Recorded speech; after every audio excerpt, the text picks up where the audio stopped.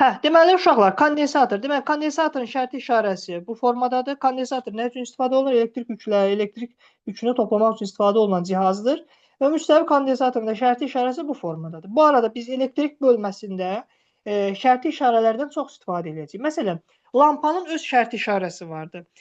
Məsələn, necə kimyada siz kimyəvi elementlərin hər birini müəyyən hərflərlə işarə edirsiniz də, onların indi latınca adlarının baş hərfi və yaxud da birinci və ikinci hərfdə, yəni bu forma, məsələn, dəmir periumdur, natriumdur, natriumun Na belə bu formada yazılır. Məsələn, azot N'dir, nitrogeniumdur sözündən götürülüb səhv eləmirəmsə. Elektrik bölməsində də hər o dövrə hissəsinin elementləri ki var, məsələn, kondensatorda, açardır, nə bilim, lampadır, elektrik zənciri və s. və s. Onlar şərti işarəsindən istifadə edəcək. Biz bu yəni bundan sonra keçdiyimiz o elektrik bölməsində o şərti işarələrdən çox istifadə edəcəyik. Aydın oldu? Belə. Deməli, kondensatorun deməli köynəyi, hansı ki biz burada göstərdik. Biz mənbəyə birləşdirdikdə, baxın fikir verin bura. Əvvəlcə heç yoxdur. Mənbəyə birləşdirdikdə bir köynək müsbət, digəri isə mənfi yüklənir. İndi siz sual verə bilərsiniz ki, bu kondensatorun yükü dedikdə biz nə başa düşəcəyik? Məsələn, bir kondensatoru mənbəyə birləşdirdik, bir köynək yükləndi, mənfi 2 nanokulon yüklə, nanoklon yüklə, digəri isə müsbət 2 nanoklon yüklə yükləndi. Düzdür?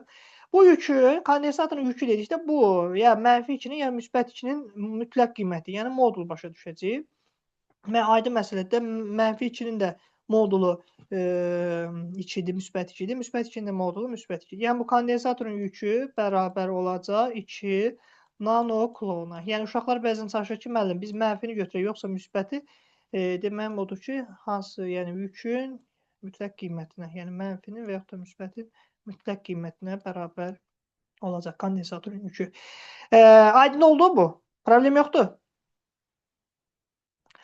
Daha sonra kondensator tutum adlanan kəmiyyətlə xarakterizə edilir. Görək tutum nədir? Uşaqlar, kondensatorun tutumu dedikdə, baxın, kondensatora biz yüklədik. Düzdür? Kondensatorun köynəkləri arasında bir gərginlik, potensiallar fərqi yaranır. Gərginlik olur. Deməli, kondensatorun tutumu bu S ilə işarə olunur. Kapasite sözündən götürülüb. S bərabər olacaq Q, yəni kondensatorun üzr istəyirəm. Kondensatorun yükü bölünsün kondensatorların köynəkləri arasında gərginliyi nə dedi qiyməti? S bərabərdir Q bölünsün U. Aydın oldu? S bərabər Q bölünsün U-ya. İndi uşaqlar, baxın. S-nin vahidi nə olacaq? S-nin vahidi də olacaq. Təbii ki, skalyar kəmiyyətdir və vahid də olacaq nə? 1 farad. Farad. Aydındır? 1 farad. Deməli, uşaqlar, 1 farad əslində çox böyük bir elektrik tutumudur. Onun, ümumiyyətlə, praktikada verilən bu kondensatorlarda istifadə, yəni kondensatorların üzərində yazılan yəni formada biz baxsaq, faradın çox kiçik hissələrindən istifadə olunur. Milyonda bir hissələr, milyonda, 10 milyonda, 100 milyonda bir hissəsindən istifadə olunur. Məsələn, pikofaraddır, nanofaraddır və s. və s. Ümumiyyətlə, uşaqlar, farad, yəni tutumu təsəvvür edin ki, 1 farad olan kondensator hazırlamaq üçün, yəni, ümumiyyətlə, 1 farad çox böyük bir tutumdur. Çünki əgər biz 1 farad, tutumu 1 farad olan kondensator düzəltmək istəsək, onun həndəsi ölçüləri çox böyük olacaq. Hətta əgər bu küləvi kondensator olsa, təxminən, onun ölçüsü təxminən yer kürəsinin ölçüsünə bərabər olacaq. Ona görə də faradın çox kiçik hissəsindən istifadə edilir praktikada istifadə etdiyimiz kondensatorda və onun da hər biri özü ayrı-ayrıdır. Yəni, uyğun sxemlərə, məsələn, tutumu böyük olan kondensatoru öz, belə deyək də, təyinatına uyğun yeri vardır. Tutumu kiçik olan kondensatorların da öz təyinatına görə yeri vardır və kondensatorların şəkli, baxın uşaqlar, burada verilib. Kondensatorun üzərinə onun tutumu, baxın, burada yazılıb. Bax, burada farad görürsünüz, burada tam oxunmur. Hansı temperaturlarda da belə deyək, çalışın. Baxın, onlarda yazılır. Aydın oldu. Bu belə. İndi uşaqlar, mən sual verirəm sizə.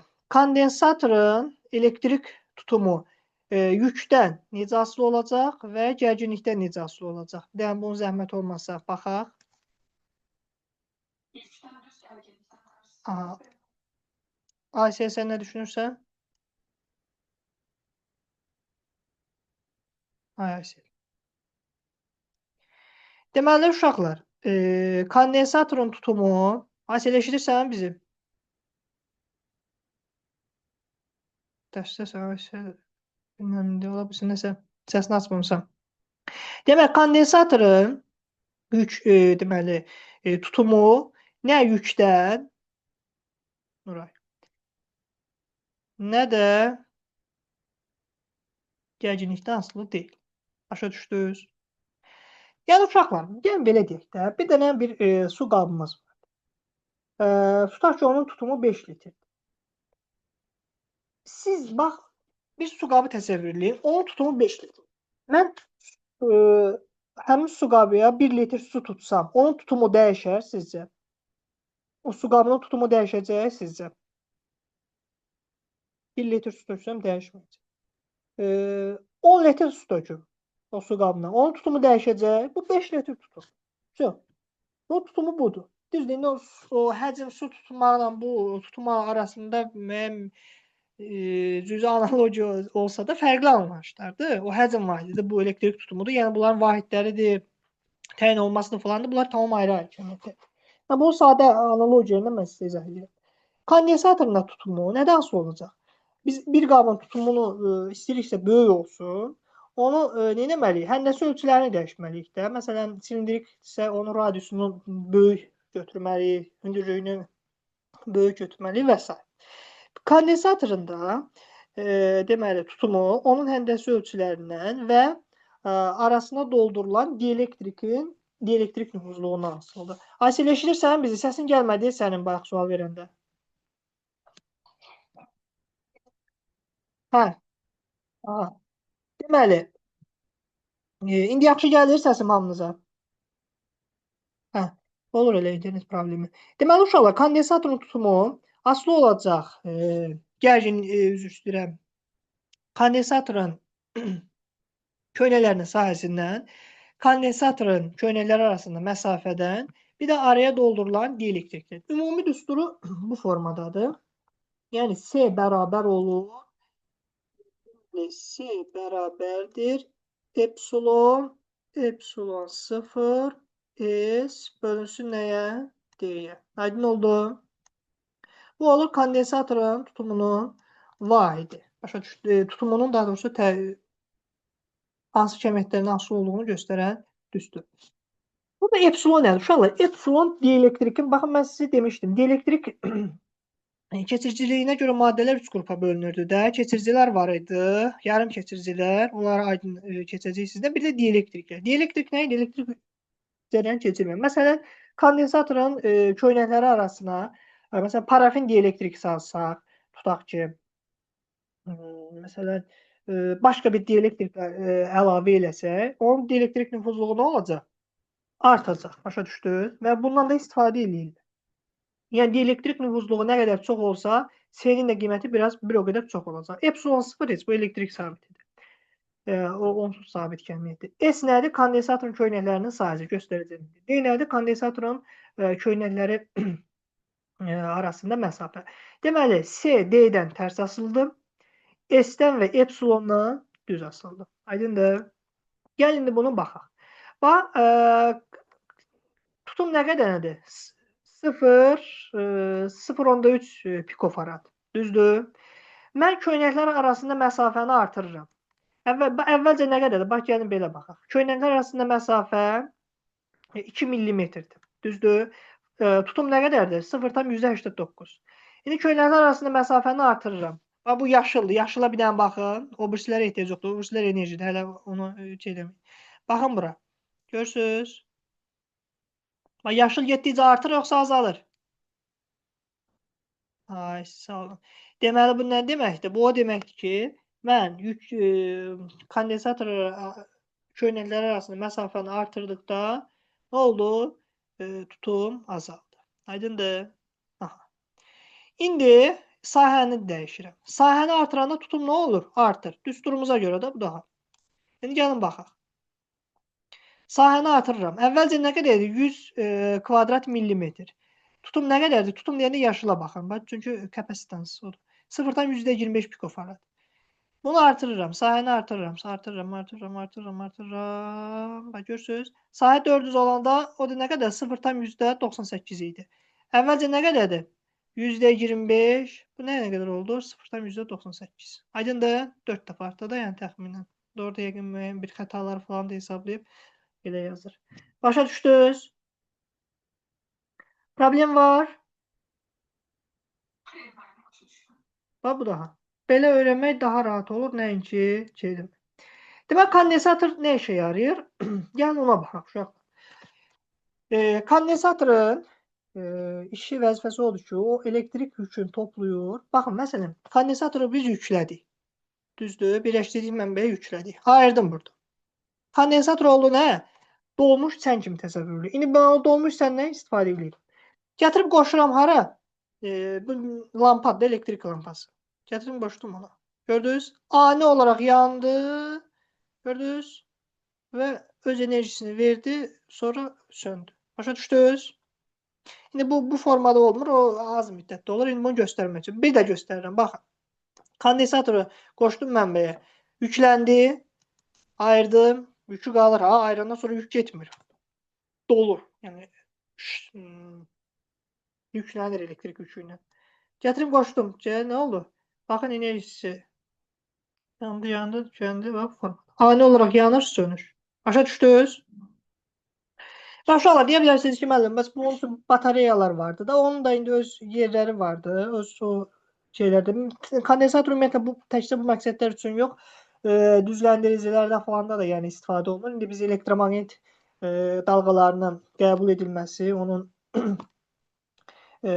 hansı ki o belə deyək də modullaşmış səs rəqslərdən, dalğalardan səs dalğalarını ayırmaq üçün və s. yəni müəyyən digər pulsasiya edici cərəyan falan fərqləndirmək üçün hamarlamaq üçün istifadə olunur. İndi o dövrəni də mən sizə inşallah qismət olsa o dərsə çatanda izah edəcəm. Aydın oldu? Problem yoxdur. Nuray, sualını bura yaz. Şeylə denən. Orada mesaj çünki çox vaxt görmürəm.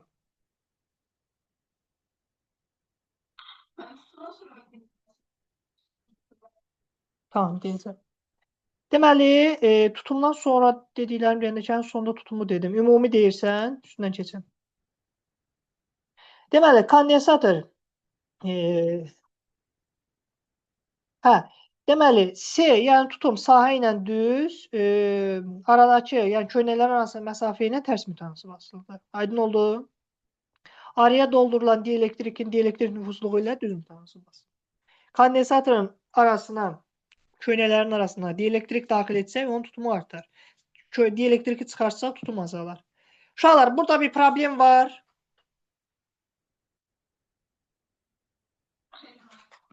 Aysun, Aysel, başa düşdünüz sizdə. Deməli, uşaqlar, baxın, kondensatoru gördük ki, biz nətər deyərlər, bu dövrəyə qoşduqda onun nə olur? Müəyyən bir enerji malik olur da, düzdür? Demək, biz kondensatoru tanış olduq, kondensatorun yükü nədir tanış olduq, kondensator tutumu nədir tanış olduq, tutum hansı parametrlərdən asılıdır, hansılardan asılıdır, onlar dedik. İndi gəlin kondensatorun enerjisi haqqında danışaq.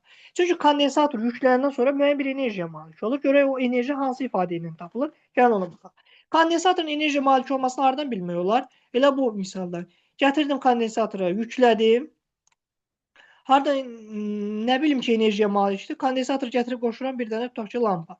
Lampa yanır. Lampa boşu-boşuna yanmır ki, düzdür? O yandırma, ona bir elektrik enerjisi lazım. Demək, kondensatorun köynəklərində müəyyən bir elektrik enerjisi olur ki, o elektrik enerjisi nəyə bərabərdir və hansı kəmiyyətlərdən asılıdır? Gəlin ona baxaq. Uşaqlar, enerji üçün müxtəlif düsturlar var. Bir düstur belədir. V bərabərdir. Tutum və gərginliklə bağlı olan düstur. V bərabərdir. SU kvadratı bölünsün 2-yə. Aydındır. Dəqiqə gözləyim. Bu bizim manisilik törədir. Aha. Deməli, V bərabərdir. SU kvadratı bölünsün nəyə? 2-yə. Bu kondensatorun elektrik sahəsinin enerjisidir. Daha sonra biz tənliyin hər yuxarısı aşağısını deməli S-yə vursaq, S kvadratı, U kvadratı bölünsün 2-si. Aydındır. O da bərabər olacaq nəyə uşaqlar? SU nə idi? Bax, bayaqları biz S-nin düsturunu yazdıq. S bərabərdir Q bölünsün nəyə? U-ya. Düzdür? S-ni U-ya vursaq Q alınacaq. S kvadratı vur U kvadratı bərabər olacaq nəyə? Q kvadratı. Q kvadratı bölünsün 2-si. Aydın oldu. Və yaxud da belə düsturda vardı. Kondensatorun elektrik sahəsinin enerjisi bərabərdir. Q vurulsun U bölünsün 2 ilə buradan alınır. S'ni U'ya vursaq QU bölünsün 2. Aydın oldu. Deməli, indi gəlin sual verirəm. Aysu, de görüm, verilmiş kondensator. Uşaqlar, verilmiş kondensator dedikdə, yəni S sabit kəmiyyətdir. Onu başa düşün. Deməli, S sabit olanda V U-dan necə asılıdır? Aysu? Kvadratik. Nuray, de görüm, S sabit olanda V Q'dan necə asılıdır? Yox, Q kvadratı bölü 2'dir. S sabit olanda U yox, S. Aha. Nuray, de görüm, Q sabit Nuray yox, Aysel, de görüm, Q sabit olanda V U'dan necə asılıdır? Aysun. Uşaqlar, yükün verilmiş qiyməti, yəni Q sabit olanda U V U-dan düz, S sabit olanda V U-dan kvadratik asıldır. Yəni bu məsələlərdə nəzərə almaq lazımdır. Yəni kondensatorunda gördüyünüz elektrik yükü ilə müalicə olmasını da mən burada göstərdim. Sizə hər birini qeyd elədim. Kondensatorun köynəkləri arasında gərginliyi də ölçmək üçün bax bu formada voltmetrdən istifadə eləmək olar. Voltmetrin bir uzun birləşdirir kondensatorun bir qütbünə, digər hissəsini isə digər qütbə birləşdirir. Gördünüz, 1.5 volt olduğunu göstərdi və yaxud da bunu bura qoşaq, bunu bura belə. Aydın oldu. Yəni gərginliyi də bundan formada təyin etmək olar. Və kondensatorun da bunu gətirək, voltmetr bizə lazımdır, gətirdik bura. Və yenə enerjiyə malik olmasını, onun lampanı yandırmasından görmək olar. Bu formada yanacaq. Aydın oldu. Dəqiqə. Bax belə. Yəni uşaqlar, kondensatoru bu formada amma lampanı birbaşa bataryaya birləşdirsə, onda arası kəsilməz yanar. O da elektrik cəryanını əmələ gətirəcək dedik. Demək, kondensatora aid digər hissələri hamısını qeyd elədik sizlə. Burada